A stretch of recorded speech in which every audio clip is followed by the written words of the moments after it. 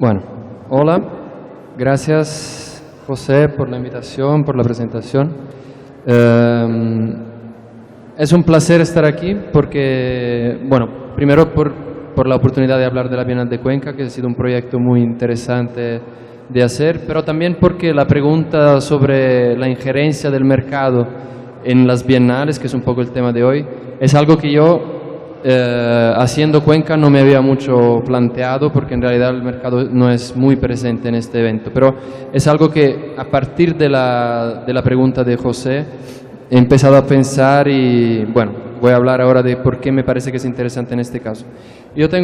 Voy a mostrar unas imágenes, pero como es muy poco tiempo y el enfoque de la charla no es artístico, digamos, o cultural, o sea, sobre el concepto de la Bienal, las voy a mostrar más como fondo y también porque son imágenes que, como verán, son sobre Cuenca y son sobre la gente de Cuenca en muchos casos y la gente que hizo la Bienal. Y solo decir que son fotos de Mauro Reschife, que es un artista brasileño, cuya participación en la Bienal fue exactamente hacer estas fotos, que luego fueron las fotos que fueron usadas en el catálogo. La Bienal de Cuenca es una de las bienales más antiguas que existen en América Latina, ya está en la que hicimos yo y Manuela fue la 12 edición, pero con una historia institucional muy precaria, digamos, que fue evolucionando bastante, porque empezó como una bienal de pintura, denominación que se mantuvo de hecho casi hasta la 11 o 10, a pesar de que ya no era más una bienal de pintura propiamente dicha, y fue una bienal como la Bienal de San Paulo, que por mucho tiempo, hasta la 9ª edición más o menos, funcionó exclusivamente con una gran participación nacional de artistas ecuatorianos y participaciones oficiales de varios países como las que decía José que acabamos organizando. Y luego, a partir de la 10ª edición, luego la 11 y la 12, hubo unos cambios progresivos para que el papel del curador jefe se fuera definiendo de manera cada vez más clara. Y la 12 edición entonces que hicimos básicamente juntos yo y Manuela, que está aquí y que es curadora también de una sección de la feria, fue la primera que fue enteramente curada por un único grupo, por un único comité curatorial. Además, a partir también de la cuestión de que históricamente siempre fue una bienal con muchos artistas ecuatorianos, nosotros nos replanteamos un poco geopolíticamente cómo queríamos que la bienal fuera pensada y no miramos tanto o no exclusivamente a Ecuador, entonces tuvimos mucho menos artistas de Ecuador porque queríamos privilegiar la calidad en vez de la cantidad, pero miramos con bastante atención a todo el entorno de la región, entonces había bastante artistas colombianos y bastante artistas peruanos también. Voy a decir unos números solo para dar una idea más clara. La Bienal estaba dividida en 6 espacios, algunos más claramente artísticos, como el Museo de Arte Moderno, que es desde aquí, que es el espacio un poco más icónico de la Bienal, y otros espacios que nosotros fuimos recuperando o encontrando en la ciudad. Y todos en el centro histórico de la ciudad, entonces se podía hacer un recorrido a pie entre un espacio y el otro. Y en total fueron 42 artistas, de estos, como decía, 14 de la región de Colombia, Perú, Ecuador, y otros 11 del restante de América Latina. 9 artistas, tanto latinoamericanos como internacionales, hicieron residencia en Ecuador, en Cuenca más específicamente, y a todos los artistas, no a todos los artistas participantes, porque sería imposible, pero a todos los artistas que produjeron obras nuevas se logró pagar un fee. Y digo esto porque esto puede parecer en bienales tal vez más consolidadas algo absolutamente normal, pero fue parte de una serie casi interminables de luchas que tuvimos que tener con la institución y es algo de que me orgullo, digamos, creo que fue un reto no indiferente porque, y así, tal vez la idea del mercado no era hablar de dinero, pero me parece que es algo importante. La Bienal toda, desde el punto de vista de producción, fue hecha con aproximadamente $250.000. O sea, es un presupuesto realmente para una Bienal que tenía artistas de 30 países muy pequeño. Y bueno, esto ya me lleva a la parte más específica de la situación del mercado, de la no existencia del mercado. En relación con otras bienales en donde, como ya se había empezado a hablar en la discusión anterior, se está volviendo cada vez normal que haya muchas discusiones, por lo menos entre curadores, galerías, coleccionistas, de lo que se puede producir. Cuenca es un caso absolutamente atípico en el sentido de que no hubo absolutamente ninguna participación. O sea, nosotros en realidad ni pedimos, porque es muy complicado pedirle a una galería que subvencione una obra en un contexto donde no hay mucha visibilidad. Pero además de esto, fue también porque desde el principio nos planteamos que la Bienal se tenía que hacer a partir de los recursos que había. Un poco como decías tú sobre Mercosur, o sea, hay que trabajar con el dinero que uno tiene. El dinero que teníamos era este, y no fuimos en realidad, o sea, teníamos como siempre una lista inicial de artistas de que tuvimos que sacar algunos, tuvimos, comparados con otras bienales, menos obras nuevas producidas, pero sí tuvimos, lo único que de alguna manera se relaciona con ayudas, o son ayudas externas a pesar de no ser de mercado, fueron ayudas de instituciones internacionales. Y eso también es algo que históricamente, que yo sepa por lo menos, nunca había pasado en la Bienal de Cuenca. Entonces, digo esto porque es una cuestión, a más, así como defender los fees para los artistas, es una cuestión de aprimoramiento, digamos, de las estructuras profesionales de la institución. Logramos apoyos del Mondrian Foundation, de la Acción de Cooperación Internacional Española, del Flemish Art Fund, de IFA, de todas las instituciones que normalmente apoyan esos tipos de eventos, pero que no habían hasta entonces apoyado la Bienal.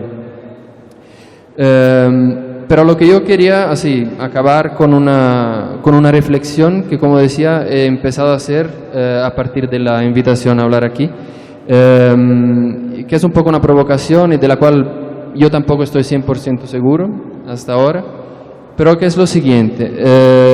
Normalmente nos parece que la injerencia del mercado es algo negativo, es algo que puede, de alguna manera, como decía Juan Carlos Verme antes, hacer con que la manera como una bienal es percibida, él no hablaba de bienales, hablaba del museo, pero la bienal como una bienal es percibida debe ser teóricamente igual a la de la mujer de César. Ella tiene que parecer pura, no solamente ser pura. Yo creo que las bienales y todas las instituciones tendrían que ser así. Entonces, lo más normal es pensar que las injerencias del mercado son negativas o pueden traer problemas. Pero nosotros que tuvimos que realmente producir toda la bienal y enfrentar diariamente problemas que no tienen nada que ver con la organización de una bienal en sí, si tú tuvieras una estructura que funciona o que está mínimamente organizada, sabemos que en realidad, y esto es algo que quiero colocar hasta como un punto de reflexión, o se puede pensar que en realidad si hubiese una presencia mayor del mercado en un contexto como el de Cuenca, tal vez algunas cosas que en otros contextos son consideradas normales o casi banales, pero que nosotros tuvimos que pelear para que fueran reconocidas, ya estarían institucionalizadas. O sea, la Bienal de Cuenca, como decía, es de las más antiguas del continente, tiene 25 años, que no es poco para nuestro contexto, pero a pesar de ello, se reinventa a cada evento, a cada manifestación, a cada edición se tiene que reinventar, y siempre con retrasos crónicos en relación a lo que sería el calendario de una bienal. Por ejemplo, inaugura en un año teóricamente y hasta donde yo sé no se ha elegido un nuevo curador, no se está trabajando en esto. Y esto es más o menos normal y tal vez no sea así, pero a partir de la invitación que me hiciste a pensar en esto, me parece que de una manera general en los lugares donde el mercado es más presente, entonces claro, puede ser una presencia difícil y negativa de muchas maneras.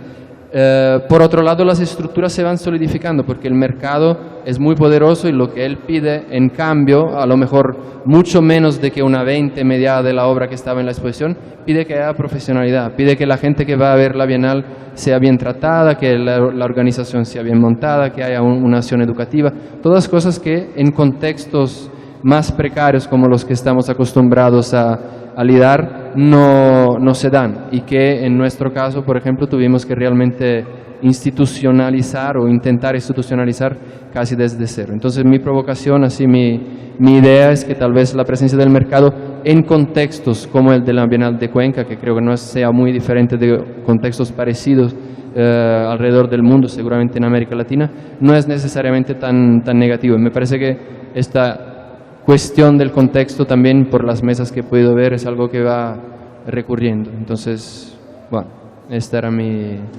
Me olvidé de pasar las imágenes, entonces la voy a pasar ahora.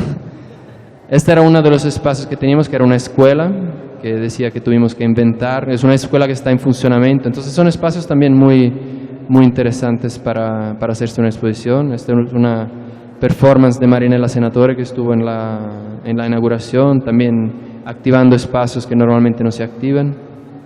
Y esta es la casa de la Bienal. Bueno, gracias.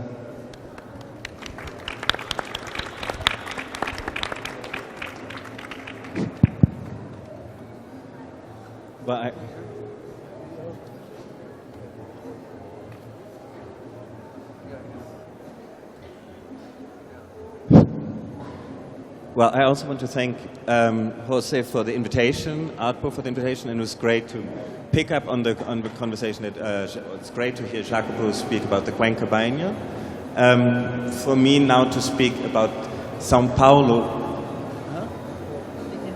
but maybe you can lift it up a little bit, so I don't. Okay. So for me to speak about São Paulo and the São Paulo Biennial, which will happen next year, is of course a bit complicated. I can tell you so much that I've invited 4 co-curators to work with me. One of them is with us, Sofia Olascuaga from Mexico. We have Gabi Noble from South Africa is working with me, Jula Rebouças from Brazil, and Glasbang Larsen. And we are, well, in the middle of the process and working on the theme of uncertainty. So much I can tell you.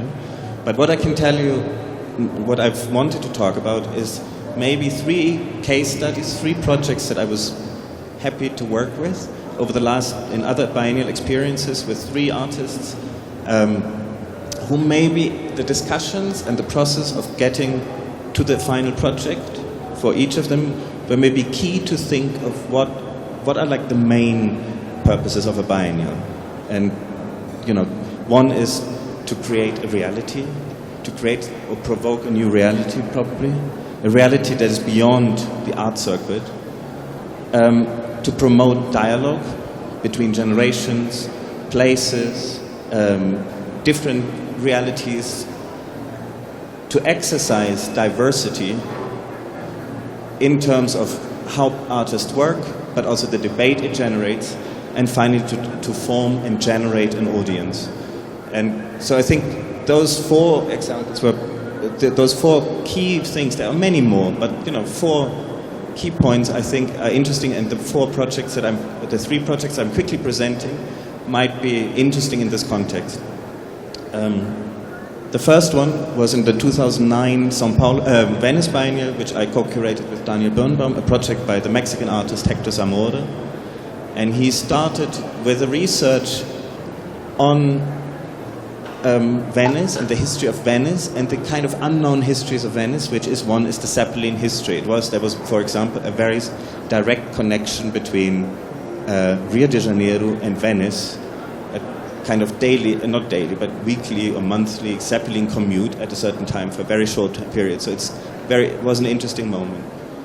So he wanted to kind of reactivate this project, and first we wanted to start with collaborating with the Zeppelin Club of Venice to maybe re-inaugurate a Zeppelin tour over Venice, which they couldn't do because, as those of you who've been in Venice know, that San Marco, the airport, is extremely close, so it's a bit dangerous, and so they couldn't do it and had lots of excuses. So he said, okay, well, let's build a project that is a fake Zeppelin.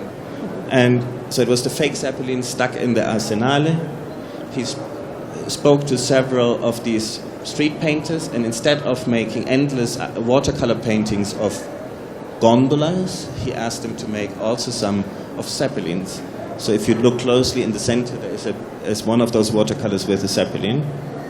He generated video footage, postcards, posters, that all of a sudden had Zeppelins everywhere, and there were also paper Zeppelins flying through the Arsenale.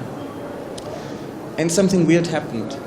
After a year, at the end, this is September 2009, all of a sudden there was a newspaper article announcing that now Zeppelin flights would be allowed over Venice, and they used one of the images that he had generated. So it's somehow a media manipulation which generated a reality. One project. Renata Lucas, a Brazilian artist, also for the Venice Biennial in 2009, had an endless suite of projects. A pool in the water, a crossroad in the water, a highway in the water. There are several examples of what she had proposed. And of course they were not really possible, but they were wonderful exercises to go all the way to the politicians, to go all the way to the city administration and discuss this should really happen. And always the guy from the traffic control saying, you know, I have this dream since I'm a child. One day we'll close one of those canals and have a car going back and forth, just for the fun of it. But it of course didn't happen, so what she then did was this project in the Giardini, a very tiny little piece of asphalt, which had even a kind of a line. So you had this idea that you would have different pistas. And what happened, what was very beautiful, was a return from several local people who they then told us, oh, this is so great. It's just so great to one step on asphalt. You know, it's a different way of moving. The third project is a project by a Brazilian artist, also Lucia Koch, who I worked with in the first Aichi Triennial in 2010 in Nagoya, in Japan. And it was a very interesting moment, and it's interesting in our discussion. It was, you know, the first time that this triennial would happen, and it was a moment where one had actually quite a lot of discussions about what is this biennial actually for. And it was a feeling, okay, we are absolute beginners in this biennial, so what can we do? And what are the purposes? It was not fully discussed, to be very honest. And in the end, probably there was a very strong political desire to simply also have a biennial. But there were many, let's say, details which I thought were quite great. And one was that we worked with an entire neighborhood, which is was an old cross, how do you call it, when you, like fabric stores, you know, but like not just clothes, but like huge sums of fabric when you sell those. And that is called this Chochamachi neighborhood, and the Chochamachi neighborhood is one of those neighborhoods that's going under transformation. All of these wholesale enterprise families are moving out, and then you have the regular stores and the Starbucks next to it. And so what Lucia tried to do is, and she thought it would be great to invent a form to introduce a new product, a new series. So she had done in her life several of these projects with dégradé prints, and so she basically took over a shop. She made these marquises out of dégradé. They're very beautiful colors, which you can't see, but they're very beautiful colors. So she produced different textiles, which entered the wholesale circuit, which then were produced to make either clothes, or she also did some wallpaper, or some umbrellas. And what happened over time is that some of the companies actually picked up, because she just made a link. She gave the design to somebody who prints textiles, and the textiles were then brought to somebody who makes, let's say, the umbrellas. And after the biennial had left, they simply continued. You know, the fabric, the producer of the fabric would continue to print, and the makers of the umbrellas would continue to make, which of course is one of the most greatest things to do, to provoke, and that's what I meant, you know, create reality. So I think those are the three projects I wanted to present. I think they're interesting in a way, because of course all three projects did not really enter the art market, as you can imagine. The only project which somehow ended up in a museum is Hector's project, the Zeppelin project, but it did not end up in an art museum, but in Ludwigshafen in the south of Germany, in the Zeppelin Museum, where they have they heard about the project, got so excited, and invited him to make an adaptation of this project to actually talk about the old Zeppelin lines rather than talking about art. So they all somehow did not really go back into the market. They also, all these three projects have not really been financed through any market support. The Venice Biennial in the case is a biennial that very much depends on individual support and other governmental organizations or private organizations. In the case of Renata's project, it was financed through the Proper Biennial, which was very important, that where we did not get support, that then the Biennial would actually step in and say, well, that's those projects that we want to produce. In the case of Hector's project, we found the support of a private cultural organization from Russia who produced it at the time. In Nagoya, it was the governmental support to the Biennial, which was relatively small as well. It was very much an improvise. It was using the market ideas, but not the art market logic, but actually the textile production logic. It was just inventing a new form. So maybe I stop here.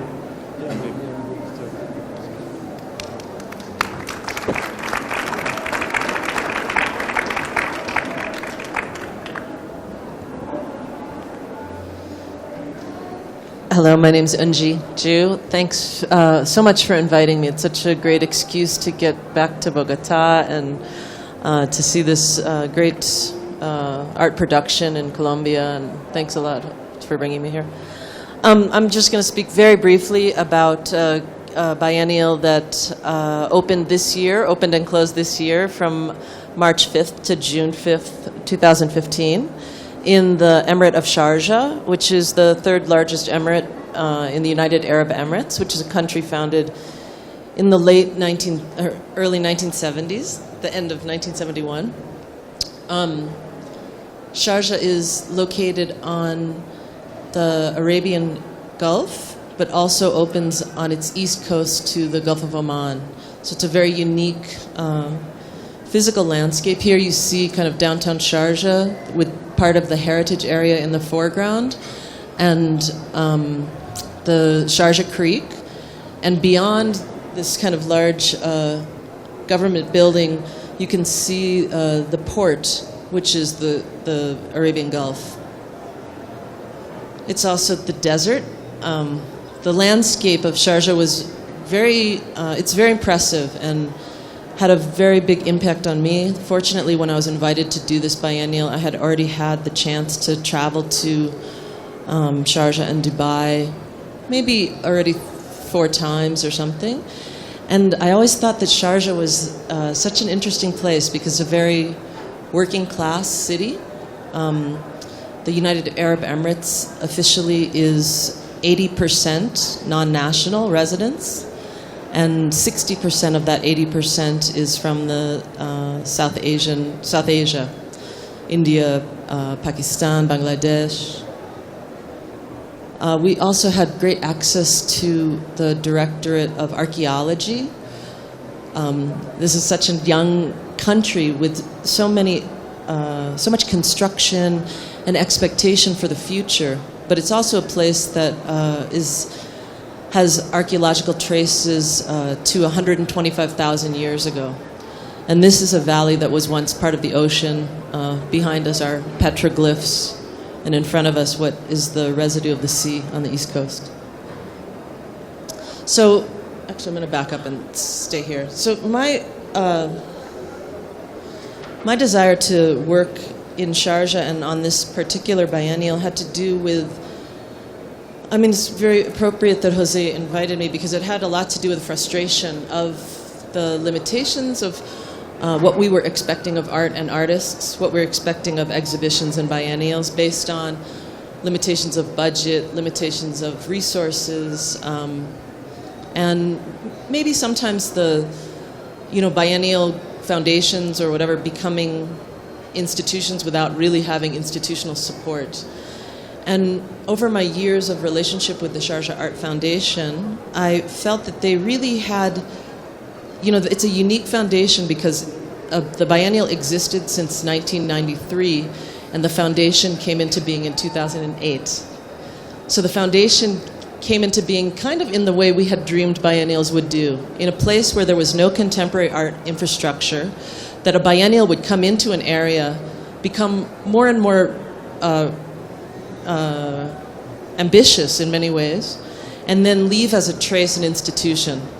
And now this institution, the Sharjah Art Foundation, programs year-round, both at exhibitions, programs, and education. And so I was really impressed by the foundation, and I really wanted to use the biennial and my own experience to support the foundation's goals. And so from the beginning, it was our hope that we could up the ante of the level of production that they had done in the past. They have incredible technical teams. Sometimes they were just executing the projects, you know, getting the blueprints at the 11th hour and then just making it happen, but making amazing things happen. But I felt that there was very little contact with the artists. You know, of course, in the installation time they had contact, but they didn't necessarily work through ideas with artists over time. And because my kind of emphasis is on production with artists, it was my goal to bring the artists very early. So these photos that you just saw are photos that I took as we were doing site visits. Every artist who was able to travel was invited to come to Sharjah before proposing their project. First to see the site, to develop ideas. Most of them returned to, if they were doing new commissions, to execute their projects, and returned again to install their work. And in this time, had incredible contact with the foundation and with the teams that they were working with, the curatorial assistants and the producers, you know, to share what it was that they were after. And I thought that this was a beautiful contact, a beautiful way to also to expand our public or audience. You know, we can't assume that the people who work in art actually have knowledge of what it means to work in contemporary art. So it was very important to me to have this contact. Sharjah Biennial, as I said, started in '93. The works at that time, there were international artists, but it was much more regional, so to speak, meaning in the so-called Middle East and North Africa. Artists, often works emerging from Quranic arts, Islamic art, and maybe some Arab modernism. And then since the early 2000s, under the current president, they really expanded to try to look at an international contemporary art. And in each of the editions since the early 2000s, there have probably been anywhere from 70 to 120 artists participating. It's a kind of unwieldy number to me. So the first thing I did was cut down the number of artists to 51, artists and artist groups, so that we could provide enough money to help support production. And I'm just going to flip through several works to kind of show you how artists responded. And then, you know, because we have short time, maybe during the conversation I can address specific works more directly. But of the 51 artists, 36 had new commissions. This is work by Michael Jew. This back wall of a warehouse was covered in silver nitrate by 21 trained men simultaneously. And then in the ground, there were channels cut emulating riverways and also Falaj water systems, which were originated in this area, in this region. This is, sorry, these slides are kind of light here. This is a courtyard called Bait Abudi. It's a house, actually, that's semi-reconstructed and then was intervened in by the artist Hegyu Yang. This is a street performance. It was a collaboration between the artist Papi Ebotani, who's a choreographer from the Democratic Republic of the Congo, and local musicians. And this was a work that began in the foundation grounds and went out into the city, into the marketplace, kind of meandered through the city and then came back into the grounds and tried to pick up an audience and a public along the way. This is a work by the artist Cynthia Marcel. And above you see these screens, these kind of sieves that are through which sand is falling. It's kind of what do you call it? Sifting the sand, and so very fine particulate is falling. And you can kind of see the shadow right here of a walkway where workers walk over during a performance, or not even a performance, but an execution of the project, where they fill these sieves with sand and then hit them periodically, and dust comes falling through. This is a play off of the method by which mortar is made, to build these walls. These walls are all made of coral, and in between the coral is a kind of mortar that's made from this fine sand particulate and water. This is a bird's eye view of a work by Taro Shinoda. It's a Zen garden of sand that you see these two circles, and these circles are, begin as 4-millimeter holes that over time, over about 2 weeks' time, they turn into 5-meter diameter voids. And then this wooden area in the back is a platform called an engawa, which is a platform of meditation from which you can view the garden. This is a work by Gary Simmons called Across the Chalk Line, which is a really strong work to talk about one of the other goals of the biennial, which was to really try to make contact with the public, a public that doesn't have very much exposure to contemporary art. And so our desire was to make interventions that might attract people to do something else, and then maybe they would see in the background that they could also go into this building and this building and this building.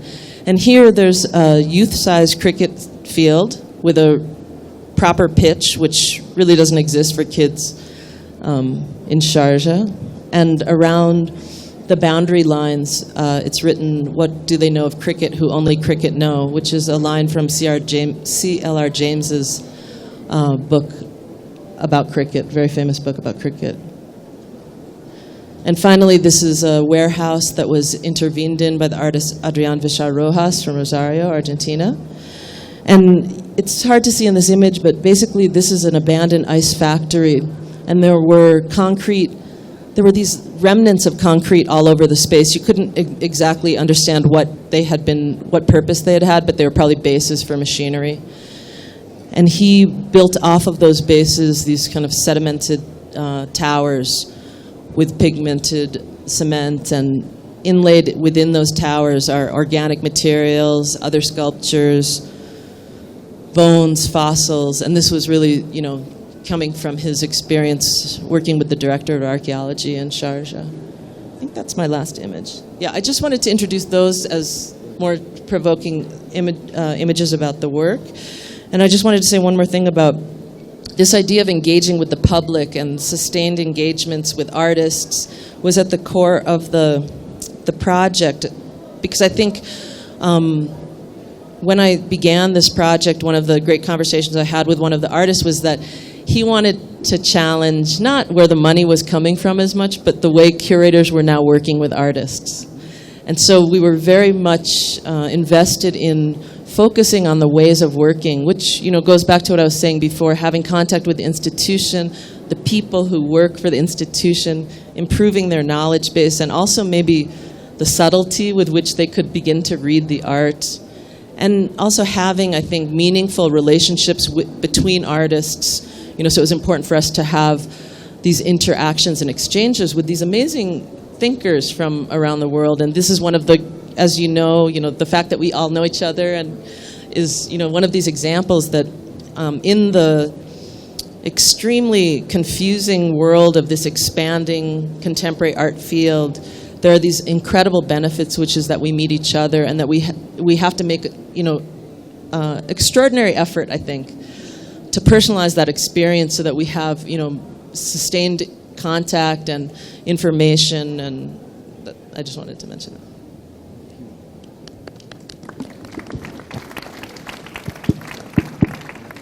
Bueno, gracias Eungie.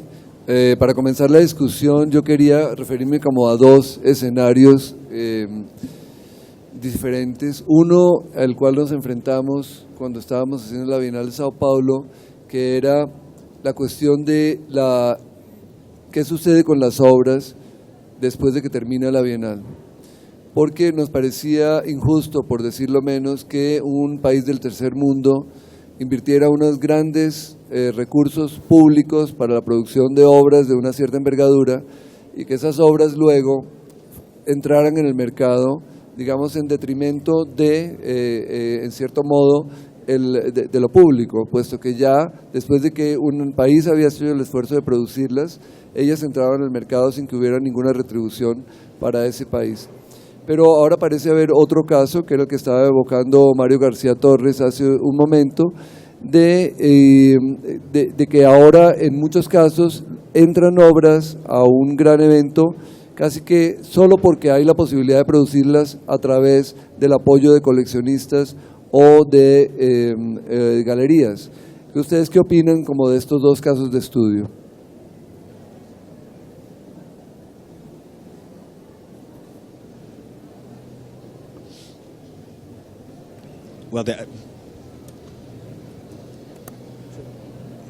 Well, I think this doesn't work. Does it work?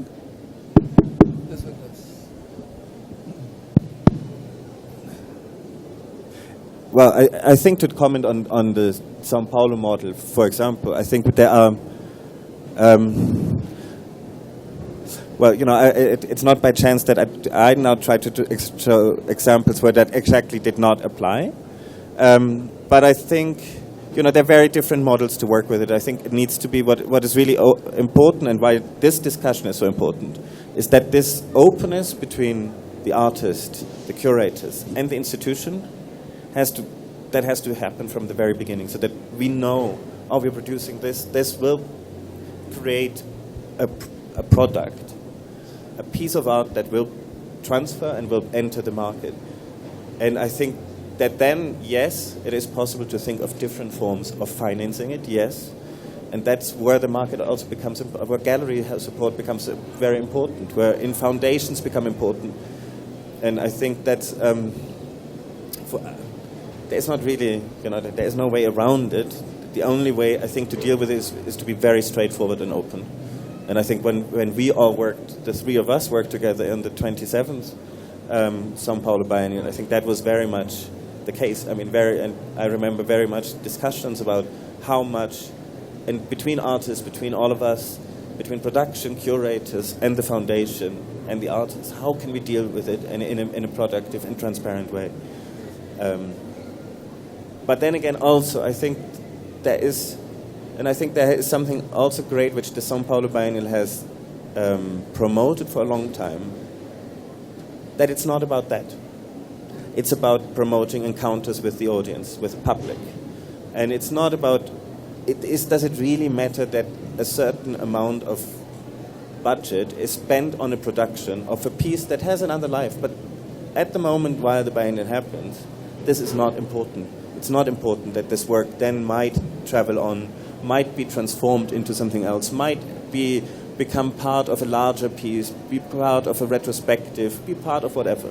I think it's also important to have enough confidence as a biennial organizer, as somebody who works with exhibition, have the confidence that this moment that we present something, that's what it's for. It's worth it. It's worth it, and it's not what happens afterwards. It's the next step. It's not the main course. Has to be produce reality for an audience who has an encounter, promoting diversity, creating dialogue. That's what I think matters. Yeah, because in a way, if a work gets destroyed after the exhibition, wouldn't it be better that it enters the market anyway? You know, it's like the same discussion. Yeah. I mean, I think there is a whole discussion then about ecology. You know, not ecology only in recycling the product, but you know, how much do you produce new things that might be waste, or do we try to create forms that we are actually part of an ecology, of a system that can generate more? And that's more interesting, I think. And I think, I think you also, I know your practice is a little bit. I think, the investment in artists' production over the many, many years has been great. And so I think it's also, I'm sure something that you think about, that we have this moment with an opportunity to let an artist produce something new. They might need it psychologically, the support that somebody trusts them to do something else that's in keeping with their existing practice. And it, sometimes it doesn't matter if it's in Sao Paulo, Cuenca, Sharjah. They just need, the support that, somebody who's watching their work for many years or just learned their work wants to show their work. So it's also the ecology of art production that we're really, we're a very vital part of that. And I think, I don't think anybody on this team, has invited an artist so that they can get money. It doesn't exactly work like that. From the outside, it might seem very strange that that certain governments support artists and certain governments don't support artists. But coming from the U.S., I can say, as one of the richest countries in the world, we don't support artists to participate in biennials, and so it's no wonder that galleries from the U.S. tend to support their artists for biennial participation if they can, and that it becomes a big factor. But I wanted to get back to what you said about Cuenca. Jacopo said about Cuenca paying the artists, and I also wanted to mention that Sharjah Biennial 12, for the first time in the history of the biennial, paid every single artist a fee. It was something that after I did my entire production budget, I went back to them and said, can I have $500,000 more dollars? Because everybody has to receive minimum $500 for participating and maximum $5,000 if they're staying over 2 months on site in Sharjah as a fee. And every single person, on the average, they received about $1,000 to $2,000, but everybody got a fee. Plus, it's a very unique biennial. They also got, most everybody got production, unless they have a huge market, and then they didn't ask me for any help. One thing, just to make clear what Jose was saying about the São Paulo Biennial, what we invented basically at the time, I don't know if other biennials do it, but it's interesting because it was the idea of having a long-term source of income for the biennial, that it's a private structure, publicly funded, but always in a very, very complicated situation financially. Was what I thought was interesting was that we basically created a system that, in a way, mimicked or copied the way the market works. So basically what we did was that we had the artists that were getting their production paid for by the biennial, signing an agreement that if they got the work sold before the biennial or in the next 18 months, I think it was, they would refund part of the production costs. So this is basically the way galleries works. And I think it's interesting that, once again, when you think about the context, it's something that it's not pure in a way that an institution does that, but who cares? That was, when the money came in, I can tell you for the biennial, because I was working at the biennial in the structure of the biennial at the time, when a few works were actually sold and a few galleries / artists were fair enough as to acknowledge that they sold, because I'm sure others sold and never said that, and they actually sent the money. That was really a very important income, and usually would happen after the biennial. So in a time where you usually don't get any money from anybody, and you still have to pay a lot of debts that you have from the previous biennial. So it was a way of trying to help the institution sustain itself, which is another quite big problem, usually, the long-term sustainability of these things. ¿Tenemos alguna pregunta del público? ¿Alguna pregunta? Un momento, ya le damos el micrófono.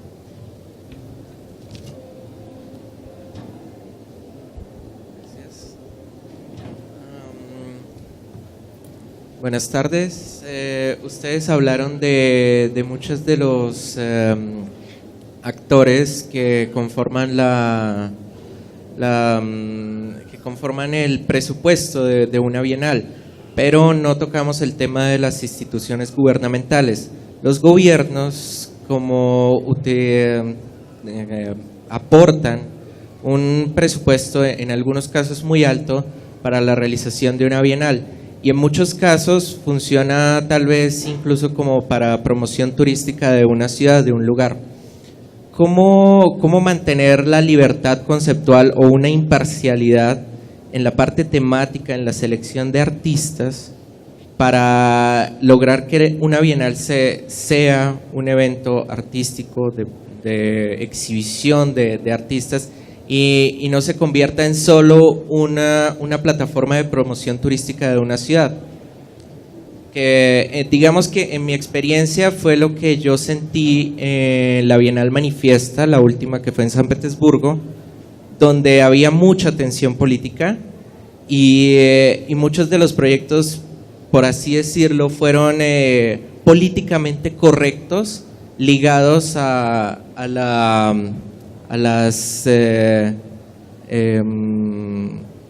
forma en cómo el gobierno quería que se viera esa bienal.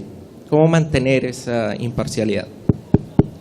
Bueno, en lo que a mí respecta, siempre he pensado que la palabra independiente, cuando se usa en espacio independiente o en curador independiente, es una independencia ética, es una independencia de pensamiento, no una independencia económica. Uno puede trabajar para una institución o dentro de una institución y sin embargo mantener una independencia de criterio. Eso es lo único que no se puede perder. De resto, pues si se pierde eso, se pierde el sentido del trabajo. Si uno ya se convierte en el promotor de las ideas del que financia el evento en el cual trabaja, pues entonces ahí ya el trabajo está viciado. Esa es mi opinión. Sí, bueno, yo estoy de acuerdo, pero también depende un poco de qué tipo de fuentes de financiamiento estamos hablando, porque en realidad en la mayoría de los casos en que viene dinero de turismo, por lo menos de mi experiencia, de turismo, de entes gubernamentales que pueden tener un interés en que no sea artístico, digamos, es muy difícil que venga algún tipo de injerencia directa en lo que tú estás haciendo como curador. O sea, te voy a dar un ejemplo. Yo seguí en la Bienal, o sea, trabajé en la Bienal, en la estructura de la Bienal de San Paulo, después de la Bienal que ellos hicieron. Hubo una crisis, digamos, bastante larga en la Bienal, y luego se llegó a hacer una Bienal que para mí hasta hoy es una de las bienales más ambiciosas, digamos, desde el punto de vista de la curaduría, que fue la Bienal siguiente, efectivamente, que una Bienal que fue curada por Ivo Mesquita y Ana Paula Cohen. No sé si se habló de esto aquí, porque en América Latina se habla bastante de la Bienal de San Paulo. Fue una Bienal en que básicamente la institución Bienal estaba en una crisis tal que ellos lograron hacer todo el evento Bienal, la 28 Bienal, sobre la crisis de la Bienal. Y el aspecto más evidente de esto fue que el segundo piso entero de la Bienal se quedó vacío. Y lo que pasa es que para mí hasta hoy es un ejemplo increíble de coraje, digamos, institucional de parte de los curadores, pero más todavía sería de parte de la Bienal, porque es una Bienal, una institución que apoyó que el evento fuera prácticamente exclusivamente una crítica a la propia institución. Pero yo digo sería, porque yo estaba dentro y te puedo decir que esto pasó porque la institución no entendió qué estaba pasando. Y muchas veces viene dinero de fuentes que no entienden qué está pasando. Entonces lo que puede parecer una abertura enorme, una falta de censura, en realidad es que simplemente los códigos son distintos, ¿no? Yo creo que todos hemos pasado por situaciones así. Entonces, curiosamente, cuanto más atrevida la propuesta, más puede pasar como, ¿no?, desapercibida y realizarse cosas como en esta Bienal, que yo hasta hoy no me lo puedo creer que pasó, porque esto fue realmente increíble. ¿Otra pregunta? Maybe I can mention that during the opening of the Sharjah Biennial 12, I got a call into the office that the Japanese ambassador to the UAE wanted to make sure that he wouldn't be embarrassed if he attended the opening. And that's because we had invited researchers. We had supported a research project in Japan about the connection of Japanese artists to the Palestinian liberation movement. And it's an ongoing project about it. It's a very, very conceptual project about an exhibition that basically disappeared. It was a foundation. It would have been the foundation of the first Palestinian museum. And so there was an exhibition in Beirut during the Beirut Civil War. The space was bombed. Some works survived because people moved them. Others disappeared. So it's this research of these, very conceptual research. But I think they had heard that we had invited these people, so they just wanted to make sure that our relationship to it wasn't confrontational to them. And it, of course, was not confrontational. The Japanese government just didn't want to bring up the kind of dark memory of the Japanese Red Army and this kind of so-called terrorist activity. So it was a kind of an interesting example. I think that they were minor financial donors. But of course, you don't want to, your goal is also not to kind of embarrass a government necessarily either. So that was maybe one of the interesting anecdotes.